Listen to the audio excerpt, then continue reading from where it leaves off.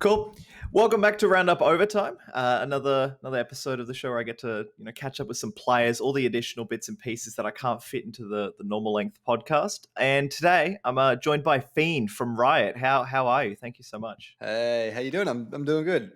Cool. I'm glad I was able to pull you out from your busy streaming schedule, your busy playing stuff. But I've got you along. You're the IGL of the team. We've seen you guys play in LPL, Premier, ANZ Champs this season. So we've been seeing a lot of Riot at the moment, and a lot of you, which I enjoy. So how's that all Oh, been? I'm glad you enjoy it. Not everyone enjoys it. Yeah, no, it's good. It's good having the busy schedule at the moment. Getting a lot of officials out over and over again. I don't know, it's exposure, number one, but it's Yeah, always it's something to do. Like in the off season, you sort of just practice and you practice and you practice and you practice, and it's like what are we actually practicing for? yeah, And then the seasons come around and we're playing constantly, and it's great. Like it gives you material to review.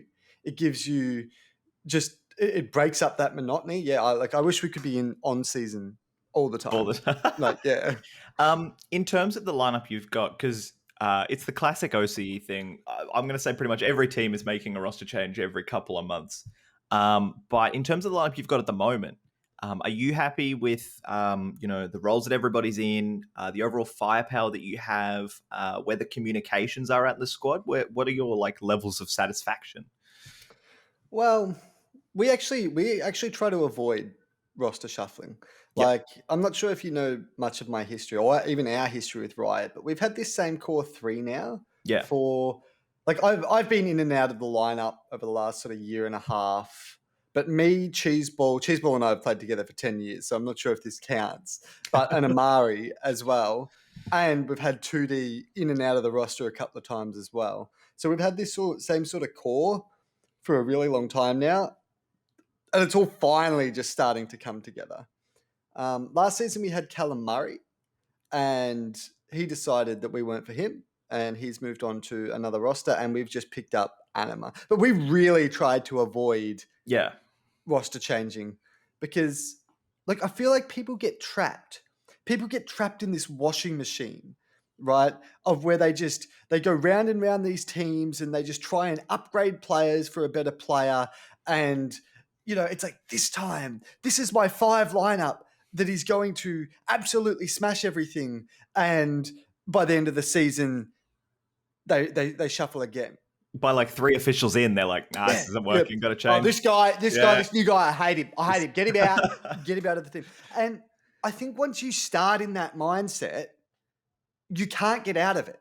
Like you can't actively build your team over a long period of time if in the back of your mind that thought is there that you're just like, yeah, but I could replace this guy instead. Instead of fixing this issue, maybe I'll just upgrade him away. Yeah. And then, yeah, no, I hate that. And even more than that, I'm seeing like this shuffle specifically, or the last few months, all the people who are in that cycle and have upgraded previously, a bunch of them are getting left behind Right. in their shuffles. And it's like, yeah, you did this to other people and now it's being done to you. And now you're going like, you know what I mean? Yeah, It's it's just like, ridiculous.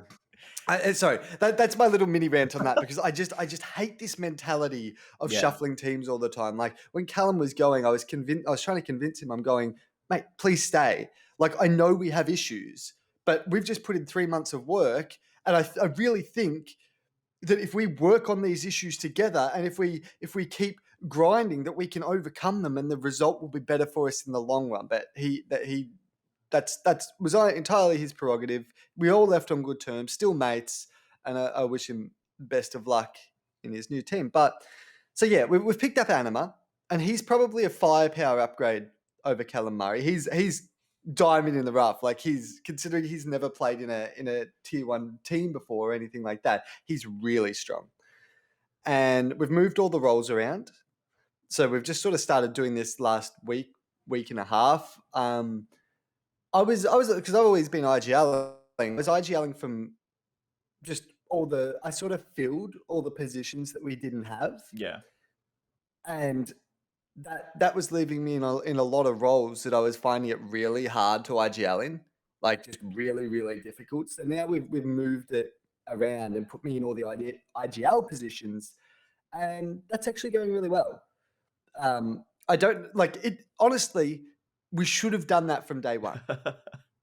I mean, I've had some games where like I just sit there, I'm staring at a wall. Like you can go back and watch my POVs, right? I'm staring at a wall, just looking at the mini map, talking, and then I get executed on, or then someone walks around a corner and kills me, and it's like I should be in the positions that actually allow me to do the things that I need to do as the IGL, not try to pseudo do it from a different position in game. So that we find that that's actually making things a lot smoother in our practices, at least. So yeah, no, we're going really well at the moment. Awesome. I like what you said there about Anima being like a diamond in the rough, which I think because I've written this question. What are the X factors to you in your team? If you had to pick out, you can say everyone. That's a bit of a cop out, but you can say everyone.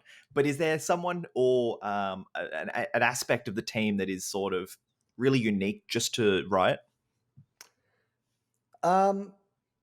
Really unique just to Riot. I think at the moment we're a lot more IGL and strat and team based than a lot of the teams that are going around at the moment.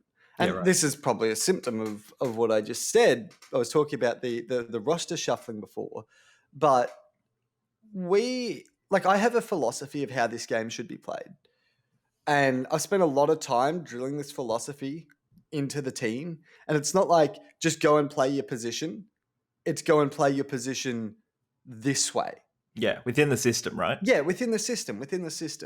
And I think hopefully, in theory, by the time this season rocks around, our unique X factor is going to be the discipline and sort of choking people out rather than relying on some massive firepower to get the job done. Having said that, we've also got a 2D.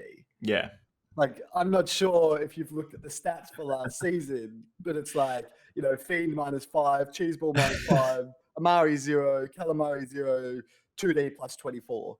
Like, he played really well last season. Yeah. Cool. We'll quickly recap, I guess. Sort of, I said at the start, you pretty much played in all three of the tournaments available to teams in Australia. Were you looking back? Were you sort of happy with the results? Are there any sort of big, learning points and takeaways that the squad is sort of moving forward with? Learning points and takeaways.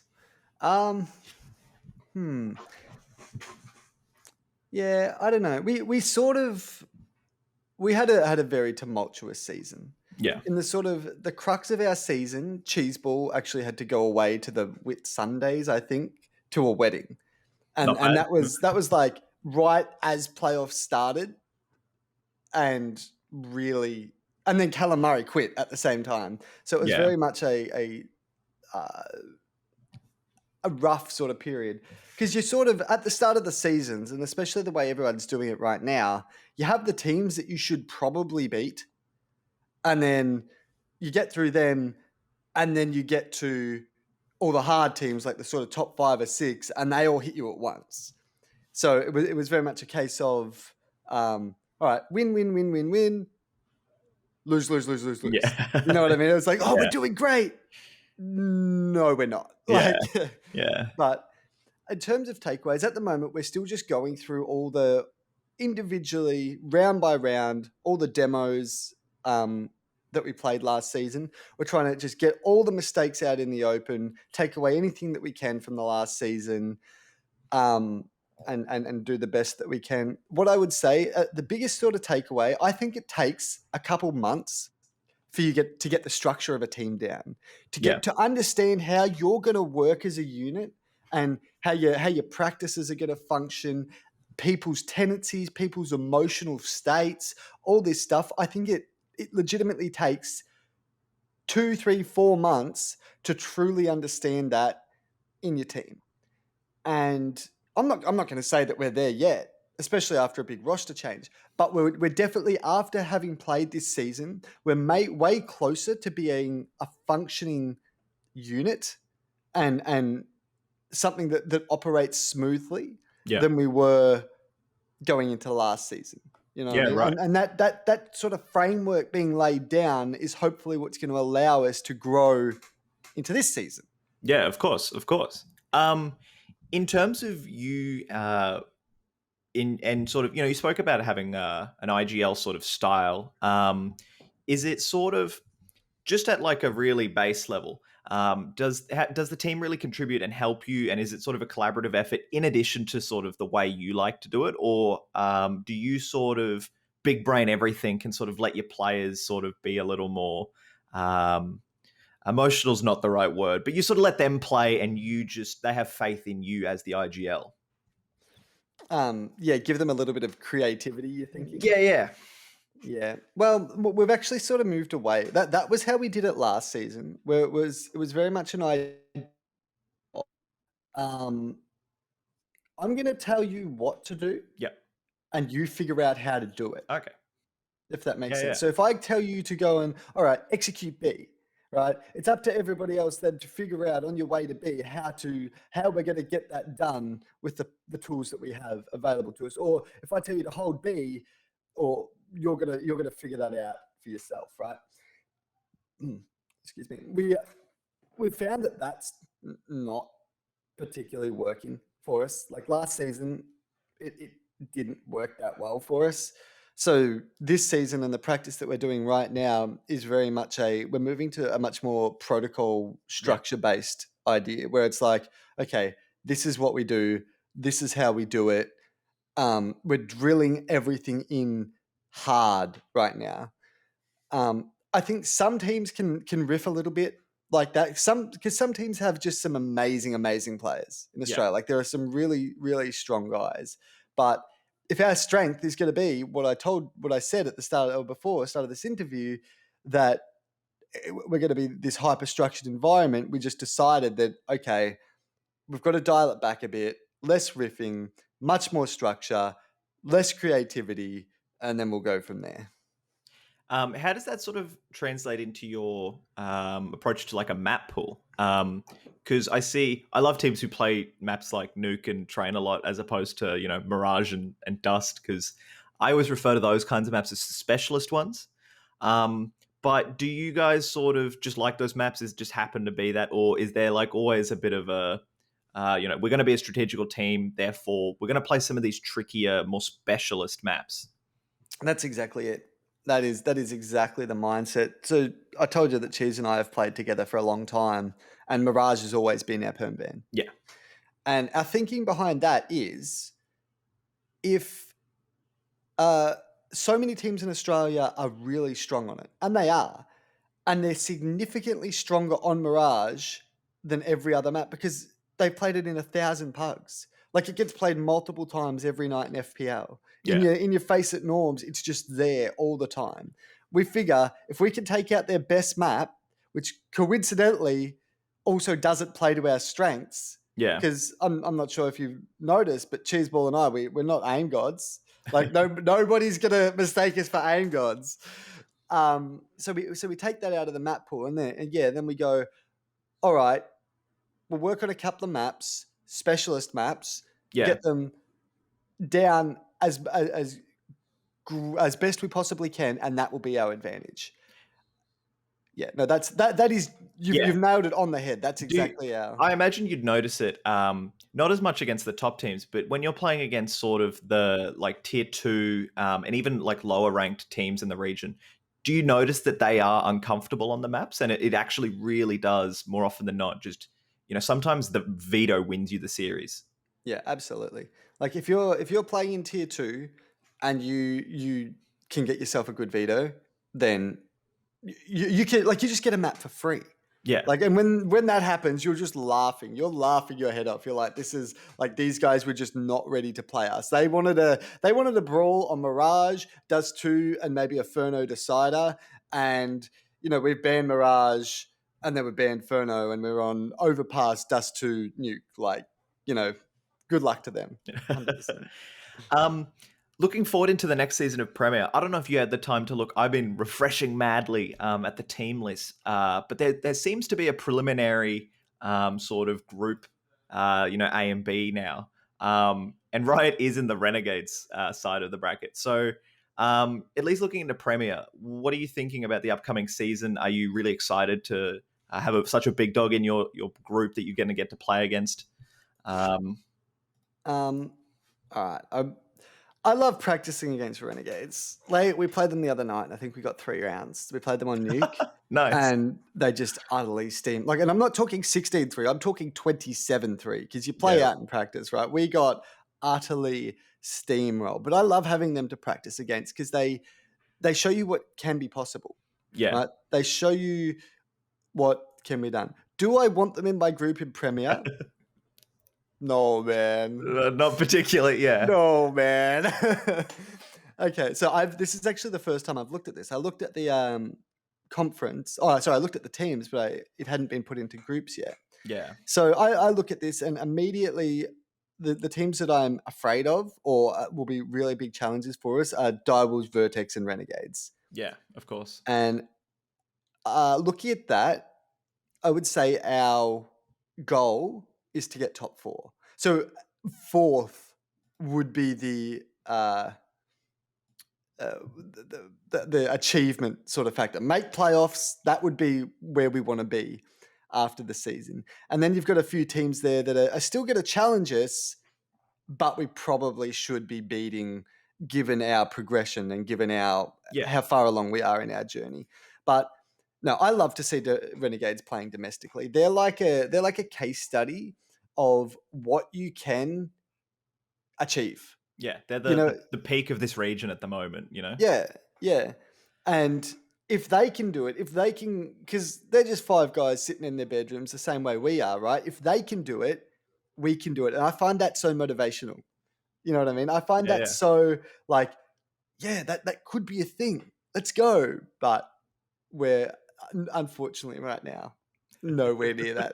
But just a quick, I'm going to change the pace completely because I noticed this week you put out like it was like 2-hour demo review on your YouTube, and be doing some really awesome streaming content, at least for people like me who were once aspiring IGLs.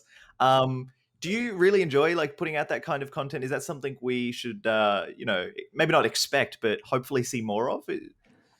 Yeah, so I'm having a lot of fun on my stream right now. I've never had the internet to stream before, about a month ago, and then I booted it up, and turns out it's really enjoyable. Like, just sitting in front of a camera, just talking smack all day. It's fantastic. But yeah, I feel like that's a niche. The type of content, because I did a demo review.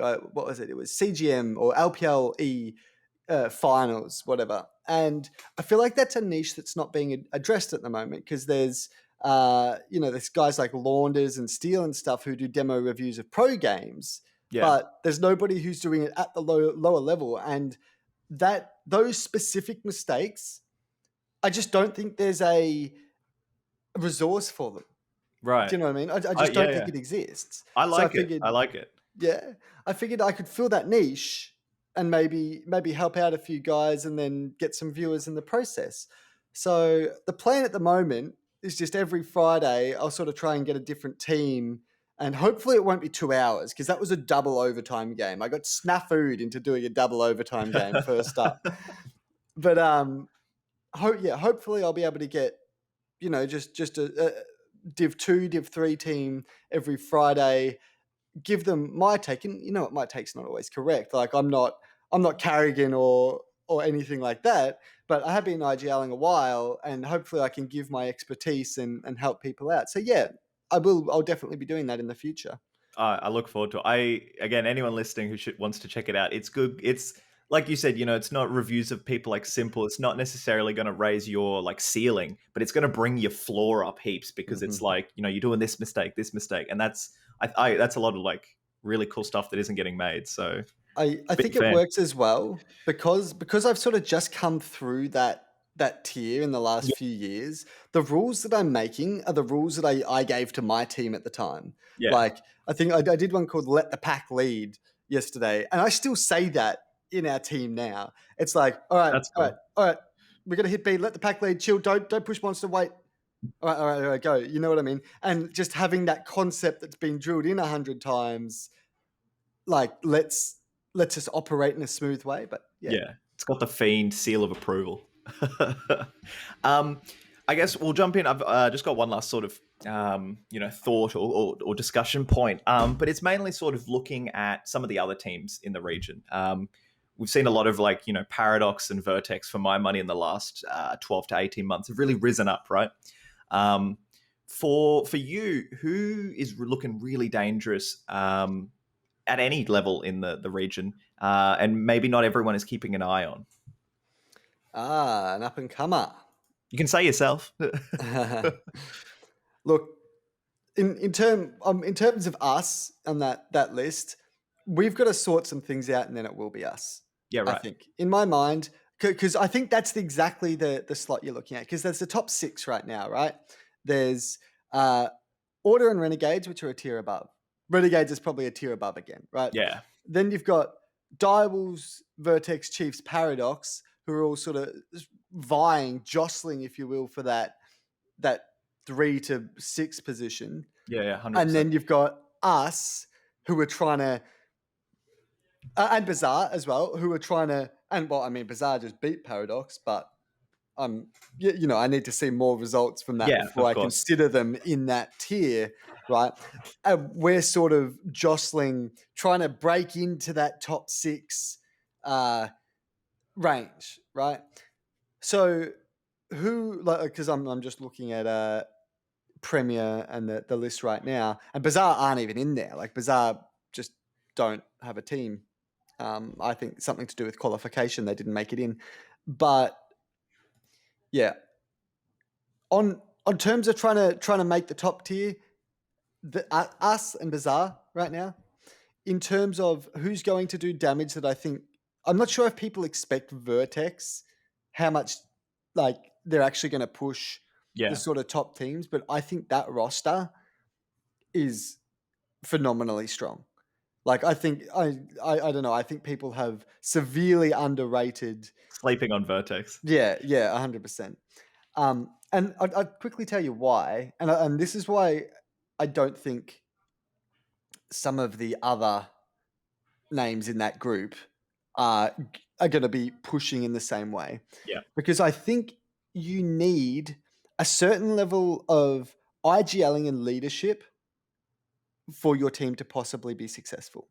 You need those hard, dedicated IGLs that are just solely focused on that, and that's the skill that they've worked on for years to be leading teams. Like, Order has it in Gyra. Well, I'm not sure if Renegades has it, but they're Renegades. Like, they could probably all do the role. Like, you've been overseas, you played it at this level, they could probably all do it. But I look at Direwolves, I look at Paradox, I look at I don't know. Chiefs is a mess right now. It is now, yeah. Whatever they're doing, I have no comment on, because I don't know. But especially those other guys trying to push up, it's like, you've got some amazingly talented individuals, but I think if you really want to push that next tier, you've got to have, that brace, right? You've got to have that guy who's just primary focus in the game is IGLing. And that was a big part of the reason I gave up AWPing in our team and gave it to 2D, and we picked up 2D and whatnot, because you just have to have that attribute in your team. Otherwise, you're only going to get so good. And like, you look at Paradox, who can one day be completely dominant and then the next day lose to Bazaar. And it's like, why do they have such a high variance in their performance? And I think it's a big part because of that. Like, they have their IGL, and I was going to say this as well. You also need secondary sort of IGLs, people who keep everything in line. Like, you need more leaders than you need followers. if that makes sense. And some of those other teams don't have that. And while they're amazing, like Paradox can just be off the chart ridiculous. Like they can be completely dominant one day and then lose to Bazaar the next day. Like we almost beat them in the regular season. We took a map and then we're up on the third map and then we threw it away. And it's like we should be beating those guys. But you look at them and you ask, why? What is the issue that is doing that? And it's like, all right, maybe we need some more leaders and less followers. Maybe we need to play in a more consistent way so as we're not so reliant on hitting all our good shots all the time. I've gone so far off the track of your original question. No, Sorry, yeah, it's we'll lock in Vertex as the dangerous sort Right, of there you go. up and comer. No, I agree. In our last episode of Roundup, 2SBS and we were questioning whether they can push for number one. So I think people should be keeping an eye on them. Yeah, no, definitely. Cool. APOC that just rounds out that roster for sure. Well, that's everything I've got prepared. So this is, if you have anything you want to jump in, you want to talk some shit to some people or jump in with some love for your fans and supporters, now's the time. Fantastic. I want to thank everyone who tunes into my stream every week. They'll probably watch this interview because they are so supportive all the time. I mean, what do I bring? What content do I bring other than just just not stopping talking, or saying stupid shit all the time?